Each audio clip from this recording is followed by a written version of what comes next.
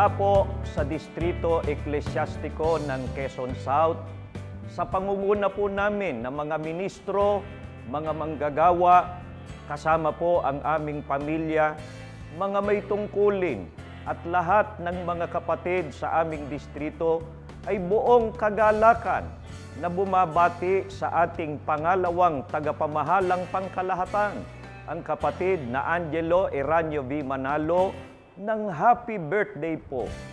Panalangin po namin sa ating Panginoong Diyos na patuloy po niya kayong bigyan ng karunungan at ng kapangyarihan, maging ng natatanging kalusugan, sapagkat kayo po ang pinakamalakas na katuwang ng ating tagapamahalang pangkalahatan, ang kapatid na Eduardo V. Manalo, sa pangunguna at paghahatid sa iglesia sa nalalapit na kaligtasan. Muli po, bumabati kami sa inyo ng Happy Birthday po! We love you po!